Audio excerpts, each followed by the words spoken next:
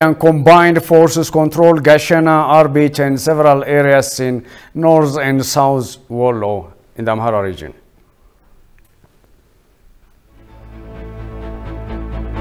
And the Office of the Prime Minister blames giant social media platforms for silencing Ethiopian voices.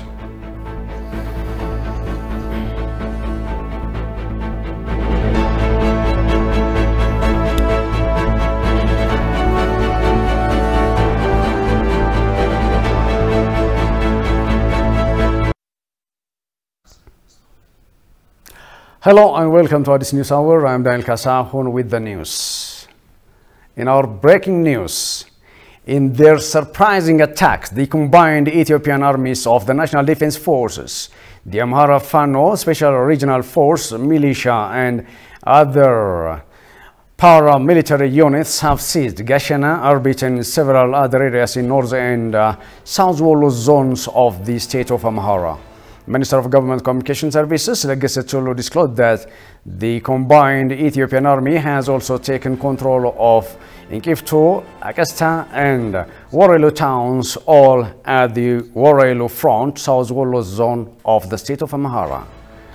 Ethiopian troops have also snatched Mezezo, Molale and Shawarobi towns from the retreating enemy force in North Shore zone. The Minister of Communication Services pointed out that today's decisive victory is expected to create a fertile ground for Ethiopia's march into the TPLF strongholds of Waldia, Lalibela, Kombolcha and Dese, all of very strategic towns. ETV English will keep updating you on new developments as they unfold.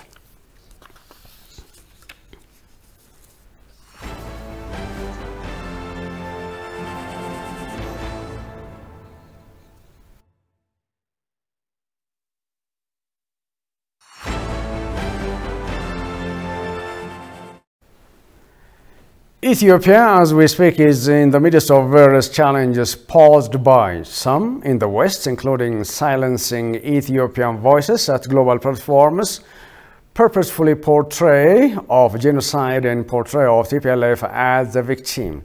The Office of the Prime Minister has briefed the press on current issues unfolding in Ethiopia.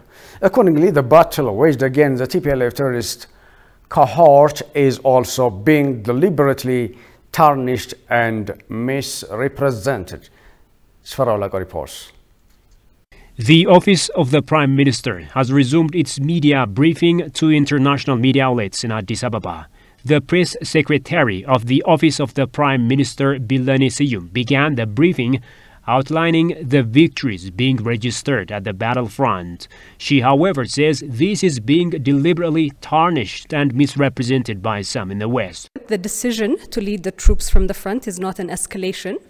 Rather, it's a constitutional responsibility to preserve and ensure state cohesion, which the Prime Minister is tasked with. We have seen over the past months that the terrorist organization has been escalating and expanding the conflict into two other regions.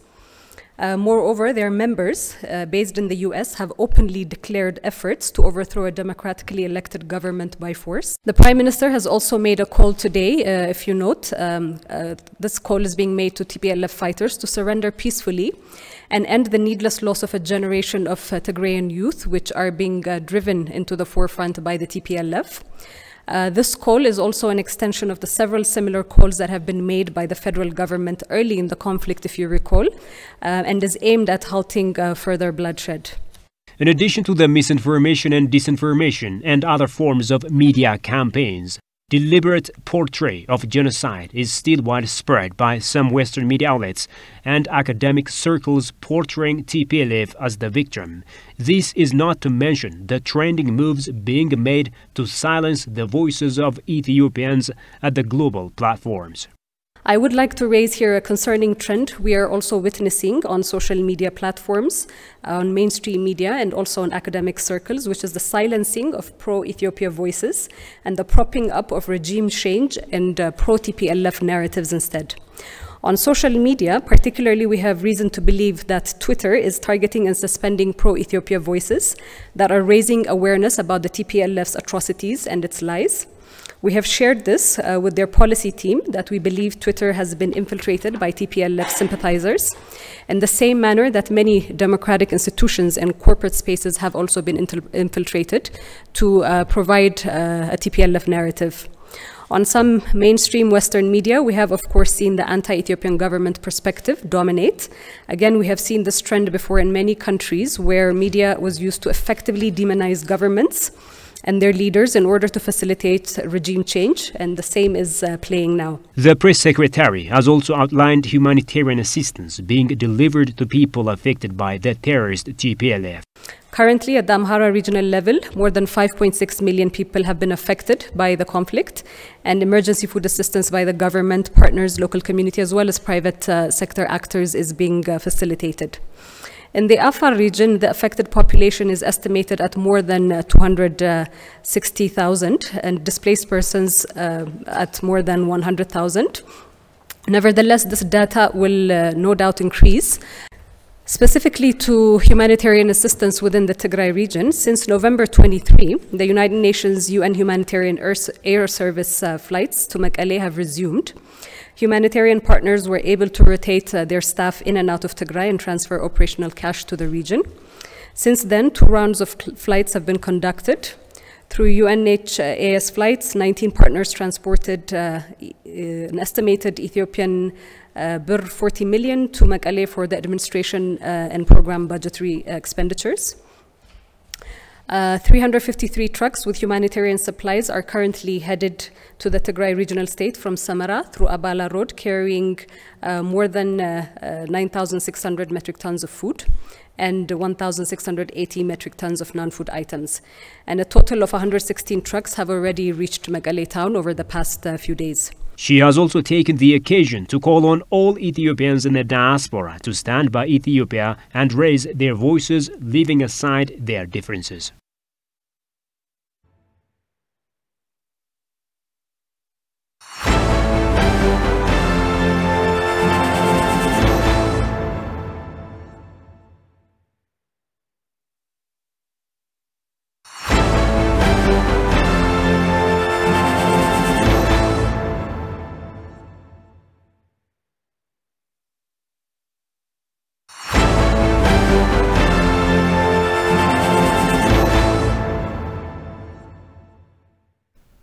Victories from the front line.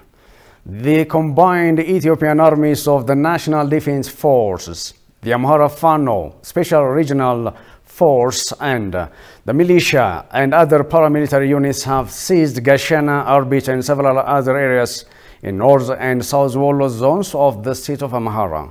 Minister of Government Communication Services Legesse Tolu disclosed that the combined Ethiopian army has also taken control of Inkiftu, Akasta, and Warelu towns, all at the Warelu front, South Wollo zone, state of Amhara. Ethiopian troops have also snatched Mezezo, Molale, and Shoarobi towns from the retreating enemy force in the North Shore zone in the state of Amhara. The minister pointed out that today's decisive victory is expected to create a fertile ground for Ethiopia's march into the TPLF's strongholds of Waldia, Lalibela, Kombolcha, and Desse, all very strategic towns. ATV English will keep updating you on new developments as they unfold.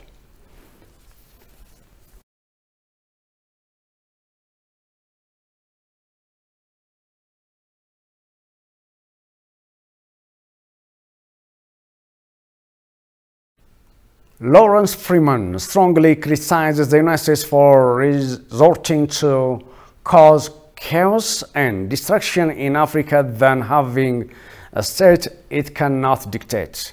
The United States has now good attitude toward African development, including the Grand Ethiopian Renaissance Hydropower Dam, Freeman said. Sayed Amrat has more. In an exclusive interview with ATV English, Lawrence Freeman, an American political economic analyst for Africa, says he came to Ethiopia to defend Ethiopia's image, which the West and their media are attacking with misinformation and disinformation.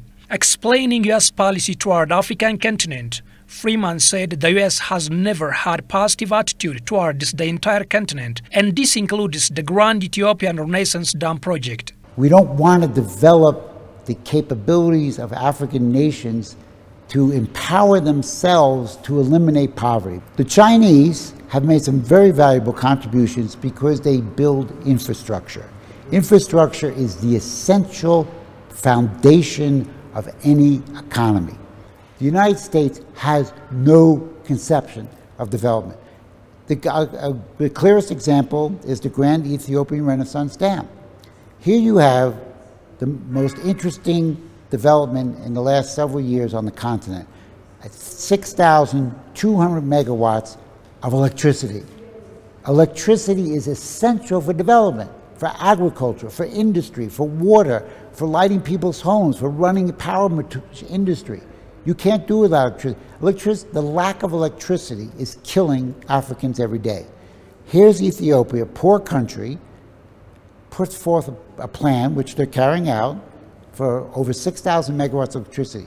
Why weren't they congratulated by the United States? Why haven't they been supported by every country in the world? The United States has not built anything of significance in Africa probably for 30, 40 years.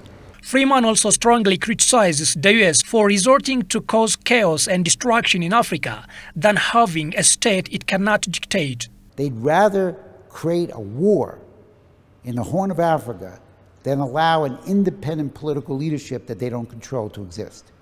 They would rather cause chaos and destruction like they did in Libya 10 years ago. They destroyed the Sahel. Why?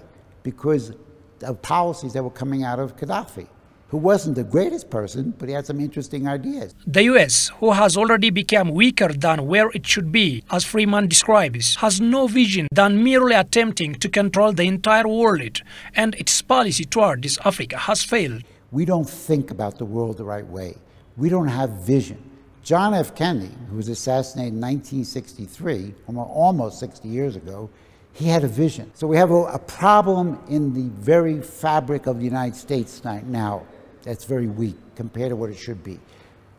Geopolitical ideology says no. We have to be on top. We have to control. And that's the policy towards Africa. Freeman says Ethiopia, particularly Addis Ababa, is the best place to be, and he is currently enjoying the peace in Addis.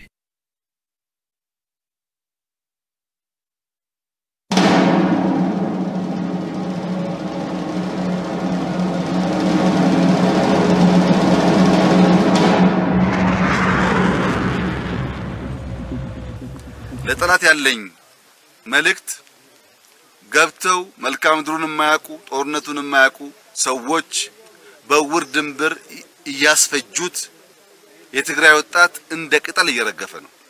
ይህ የትግራይ ወጣት መሸነፉን አውቆ አሁን ባለው ግልጽ ራዕይ በሌለው እቅድ በሌለው መዳረሻውን በማያውቅ የውር ድንበር ጉዞ ድል እንደማይመጣ አውቆ እጁን ለሀገር መከላከያ ሰራዊት፣ ለልዩ ኃይሎች፣ ለሚሊሻ፣ ለህዝቡ ከዛሬ ጀምሮ እንዲሰጥ ያ ማድረግ ካልቻለ በሰሞኑ ያየው አላግባብ የመርገፍ ሁኔታ ይቀጥላል ማለት ነው። ሰው እንዳይሞት ስለሚፈልግ እነዚህ ወጣቶች እጃቸውን ይሰጡ። ጦርነቱ እንዳለቀ የዘረፋ ተግባር ባጭር እንደሚቀጭ ተገንዝበው እጃቸውን ይሰጡ። የትግራይ እናቶች ደግሞ እንዲጠይቁ ልጄ የታል እንዲሉ መጠየቅ አለባቸው። ልጆቻቸውን በከንቱ እያረገፈ ለሚቀልድ ኃይል ዝም ማለት ሳይሆን ጠይቀው ልጃቸው የታል ማለት አለባቸው።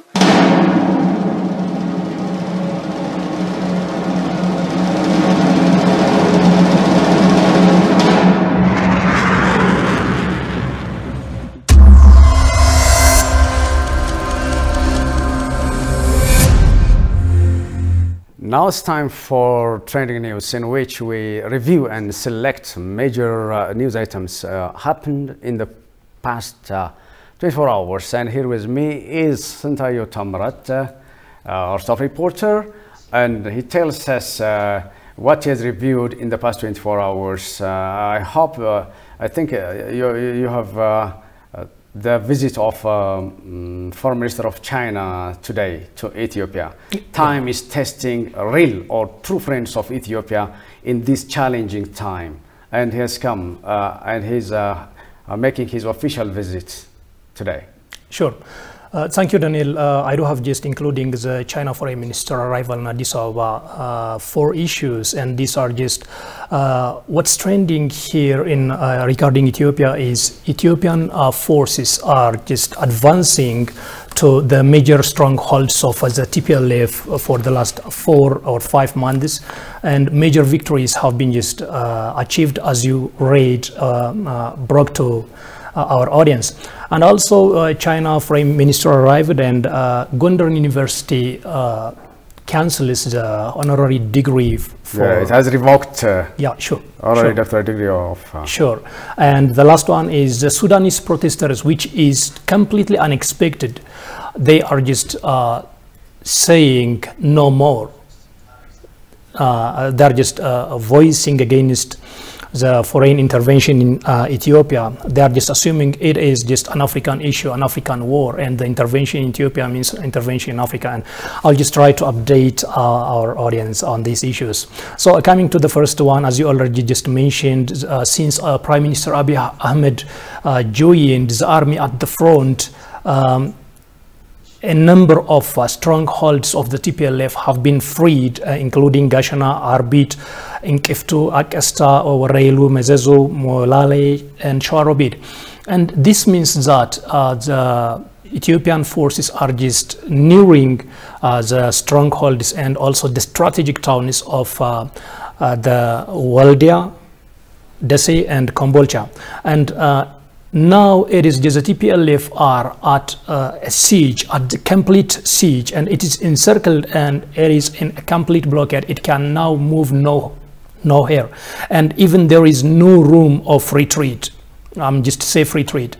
So that's why the Prime Minister Abiy Ahmed, Commander-in-Chief of the Ethiopian army, said, just urged the Tigrayan forces and troops to surrender in a safe manner, because there is no way out. Even as the ones they tried through Mille to seize the Ethio-Djibouti border and just to make some sort of willingness from the Ethiopian government to a sort of agreement or negotiation. It is now impossible, because the Mille town has recently, which is a strategic town to that corridor, has been under the control of the Ethiopian National Defense Forces and the Amhara Special Forces and the coalition of other forces. Still, what's important to notify here is that the TPLF is continuing its attacks, assaults on civilians, as its forces are retreating to Tigray. And the next point is China's Foreign Minister Wang Yi has arrived in Addis Ababa and held a brief discussion with Demek Mekonnen, Foreign Minister and Deputy Prime Minister of Ethiopia. And the Chinese Foreign Minister said his visit today in Addis Ababa demonstrates China's confidence in Ethiopia and its support for the government of Prime Minister Abiy Ahmed. And this commitment of China, this stance of China, as you said, is the manifestation of a real friendship between Ethiopia and China. You know, Ethiopia and China have got just an over 50 years bilateral relationship, and this bilateral... The friendship is tested well in this challenging time. Sure. It has passed through the litmus paper and is proved real. Sure. Sure, and even the bilateral between the two has now achieved a strategic cooperation level, and this means a lot to the East African country as well. And China stands against any attempt to interfere the internal affairs of Ethiopia, since Ethiopians have the wisdom of solving their problems by their own, and also destabilizing any bad situation in the country, the Chinese Foreign Minister said. And Ethiopia and China friendship is a solid and unbreakable underline. And also Ethiopian Deputy Prime Minister... Both the Chinese and Ethiopians are smart. They are maintaining a win-win approach. Sure. Between the two. Sure. Yeah. And Ethiopian Deputy Prime Minister and Foreign Minister on his part appreciated the principled and consistent friendship of China with the people and the government of Ethiopia. This remark by Demek Mekonnen for me shows or just conveys a great message to some Western countries. They are just fluctuating, showing some sort of fluctuation based on situations in Ethiopia.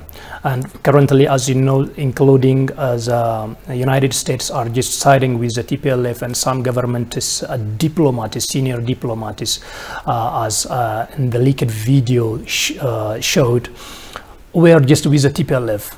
But the Chinese government and countries also Russia, India, and the Turkey have been with the Ethiopian government since the onset of the war in the Tigray region, and on the global arena they are just showing commitment to the Ethiopian government and support to the Ethiopian government, believing in Ethiopia that the Ethiopian government and Ethiopians can stabilize the situation in the country. And this being said, the current situation, the current victory dictates you that things are in their positive trajectory. Sure. A number of countries, I can say 5 or 6 countries, have so far just called upon or urged their citizens to leave Addis, which they thought as an unsafe place to reside. But a number of journalists, a number of tourists, a number of senior government officials from countries like China are just arriving in Addis and just witnessing that Addis is safe. Even the country in general is in safer condition. So this is historic moment, and this also shows to the world and Ethiopians who their real friend is, and also there is now a complete ideological deviation in Ethiopia and among just friends of Ethiopia. This is what the arrival of Chinese Foreign Minister Wang Yi shows. And coming to the next point, Gondar University already revoked the honorary doctorate degree it issued in 2013 to Dr. Eleni Gebremedin, the then director of the Ethiopian Commodities Exchange Authority. And the main reason behind revoking this honorary degree is that it found Eleni Gebremedin in activities which are against the missions and the values of Gondar University. And my final point is that the Sudanese protesters unexpectedly are just voicing for Ethiopia, saying no more foreign intervention, no more neocolonialism in Ethiopia, because the neocolonialism trend in this way by American and other governments, Western governments particularly, and also the media campaign, the global media campaign against Ethiopia with disinformation and misinformation is a sort of war targeted Africa, not only Ethiopia, and they were just voicing amid their protesters. Yeah, no more has become viral all over the world, sure. And it has become mainly an issue of Ethiopia and countries of the continent. Sure. Why they are cooperating with Ethiopia? Because Ethiopia is an anchor country for all the black people and for Africans. Sure. It is a non-colonized country. Sure. And it is promoting Pan-Africanism and African issues. Yeah, it is just one of the strongest countries just promoting Pan-Africanism, and it is also a country that were fighting to liberate countries under colonial regimes during the colonial period in Africa.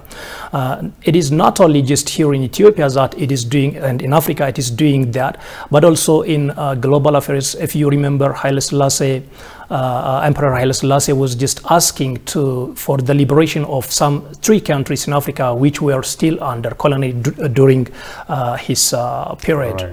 And also Ethiopia was just training, including Mandela, Nelson Mandela, South Africa's former president, late president, I mean. And Mugabe. Yes, sure.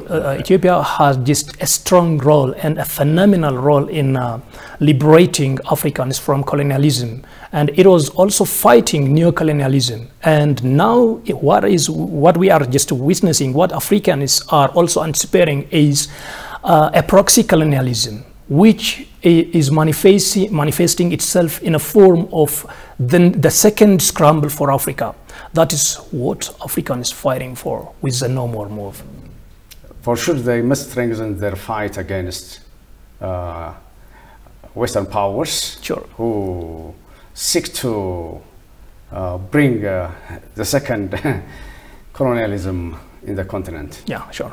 Thank you for your time. Thank you so much. The TPLF's war against Ethiopia is part and parcel of the hybrid war that America is waging against African sovereignty. The United States wants the TPLF to get back to power so that it could thus use it as an economic, political, cultural, and eventually military launching pad for dominating African countries and advancing its geopolitical interests. Binyam Alamayo tells you more. Given all that the U.S. government knows about the TPLF, Africans must ask why the U.S. continues to pressurize Ethiopia using all its available channels. The U.S. knows full well that if the TPLF gets back to power, America will have its possession of one of the most historically and symbolically important countries in Africa. It could thus use it as an economic, political, cultural, and eventually military launching pad for dominating African countries and advancing its geopolitical interests. Thus, its proxy war against the democratically elected government of Abiy Ahmed, because the U.S. government considers the loss of its Trojan horse intolerable and finds Abiy's decision to give primacy to the pursuit of the defense of Ethiopia's political, diplomatic, and economic interests unacceptable. There is absolutely no doubt that Ethiopians categorically reject the return to power of the TPLF tyrants. As well, there is no doubt that Ethiopians fully support the Ethiopian government's resistance to the TPLF's effort to reconquer power through force. The U.S. prefers to have a puppet state in Ethiopia so that it could use policies that serve her geopolitical, economic, and diplomatic interests. But there is also an additional issue to raise. The U.S. accepts, for example, that France is an independent state that pursues her interests. America does not wage a hybrid war to install a puppet government in France. Rather, it treats France as a sovereign state and tries to cooperate with France in ways that serve the common interests of both countries. Why doesn't America follow a similar policy vis-a-vis the present democratic government of Ethiopia? If the U.S. does not respect the sovereignty of Ethiopia and African countries, it is because its sentiments about Africans are saturated with contempt rooted in the racism that runs through the veins and arteries of America's everyday life and institutions. The words may be different, but the stench of the anti-African racist paternalism is all around us when Biden, Blinken, Feltman, Samantha Powers reject the democratic government Ethiopians have created after 27 years of struggles against the tyranny of the TPLF. However, the truth is that the war to dismember Ethiopia, the megalomaniac TPLF leaders are committing a genocide of Tigrayan youth. They are using them as human shields for their soldiers, as cannon fodder, as if the lives of young Tigrayans have no value. The Ethiopian resistance to the aggression of American Trojan horse expresses the struggles of Africans to make themselves the authors and actors of their own history. In 2021, the call of Ethiopia is, as in 1935, a call for all black people to stand up in unison in support of Ethiopia's struggle for freedom and unity. The call of Ethiopia is now the call of Africa. It is a call to struggle against the proxy war America wages against the sovereignty of Africa. The cry "No More," forcefully voiced by Africans everywhere in the wake of America's hybrid war on Ethiopia, is an affirmation. The cry "No More," forcefully voiced by Africans everywhere in the wake of America's hybrid war on Ethiopia, is an affirmation of the God-given right of Africans to be the thinkers, imaginers, and makers of their history. No more. Ethiopia remains one of the few countries in the world where the West do not maneuver easily in its domestic market. Giant financial institutions like IMF and the World Bank were desperate to make the new leadership in Ethiopia loyal to their hand-twisting economic policies. The recent mounting pressure on the people and government of Ethiopia is a clear manifestation of their anger that Ethiopia does not succumb to their faulty policies. Haftam Mashagri has the details. Needless to say, the recent massive political turmoil in Ethiopia opened up a wide gate for Western powers to gamble. Those who failed to take control of the Ethiopian domestic economy are now using their maximum efforts to bring a regime change in the East African nation, thereby ensuring their age-old interest. We can observe that it's the USA and the European Union are the ones who are pressuring Ethiopia the most in this current crisis. Yes? So I think the reason for that is that they are the ones who dominate Bretton Woods organizations like the World Bank or the World Trade Organization. So therefore, it's only reasonable to assume that Ethiopia opened its that they have the strongest interest that Ethiopia opened its economy for foreign companies. Their active participation in the current instability is a clear indication that they want a weak and submissive government which will allow them fulfill their interests. The government of Dr. Abiy Ahmed was not willing to open the economic sector for foreign investors in this extent as those Western countries wished. The Abiy administration has still, I think, Ethiopia is one of, I think maybe it's the only country in the world who does not allow foreign banks in its own banking sector. So this is very crucial. I think this is also the reason why why Ethiopia still hasn't joined the World Trade Organization. Their desperate attempt to manipulate the recent situation in Ethiopia emanates from their fervent desire to control Ethiopia's domestic economy. Ethiopia to be integrated into the global frameworks and global economy. So this is only possible if Ethiopia gives away some aspects of its state sovereignty. There's no other way. Yeah.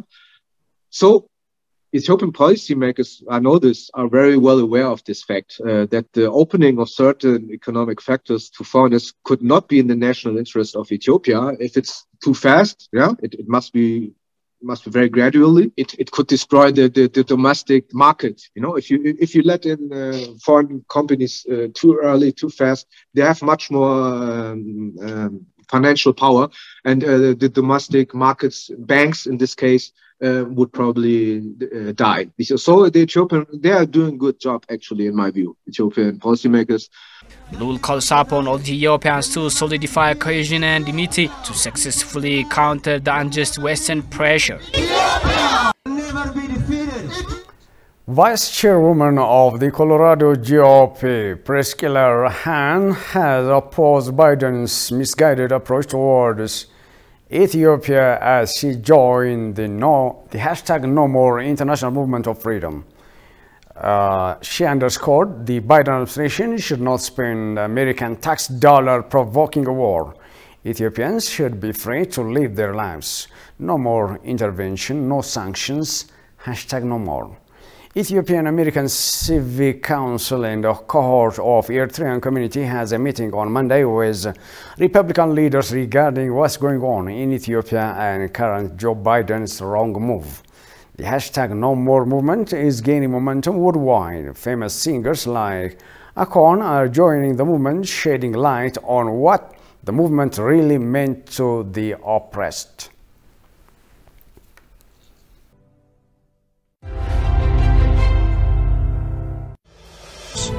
Welcome back. You're watching at this news hour.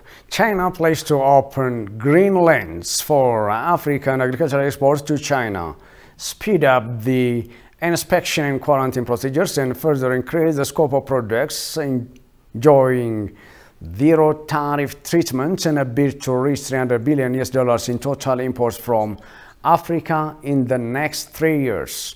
The Asian giant also plans to invest no less than $10 billion in Africa in the next 3 years and will establish a platform for China-Africa private investment promotion. Speaking at the opening ceremony of the AIS Forum on China-Africa Cooperation FOCAC Ministerial Conference, President Xi Jinping underscored that China is determined to embolden ties with Ethiopia. China will undertake 10 industrialization and employment promotion projects for Africa, provide credit facilities of $10 billion to African financial institutions, support the developments of African SMEs on a priority basis, and establish a China-Africa cross-border RMB center, he indicated. President Xi Jinping says China will exempt African least developed countries, LDCs, from debt incurred in the form of interest-free Chinese government loans due by the end of 2021, and is ready to channel to African countries $10 billion from its share of the IMF's new allocation of special drawing rights. ኢትዮጵያ ከሆንክ ባንተ አልተጀመረችም ባንተ ማጣፋም ትቀጥላለች ከናንተ ጀግና ህዝብ የተፈጠርን እኛስ ካልን ድረስ በኢትዮጵያ ክብርና ጥቅም ከመጣችሁ አንገቴ ይቀላልን News Hour. And finally, thousands of people take to the streets in the Sudanese capital Khartoum to protest against the recent political pact to complete the transitional phase in the Sudan. Sudanese security forces deployed to break up the protesters. There are growing concerns that the protests could lead to police confrontation. The protesters are demanding Abdullah Hamdok to resign from his new appointment as prime minister after the recent coup. They are protesting against the new political pact that allows the military to consolidate power. That's according to CGTN.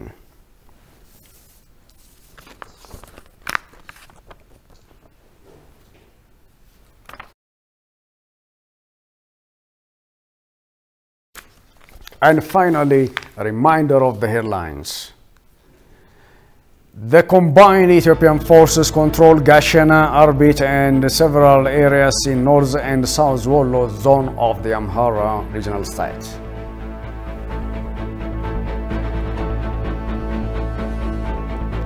And the office of the Prime Minister blames giant social media platforms for silencing the Ethiopian voices. That's all for this edition. Thank you for watching. Goodbye and stay safe.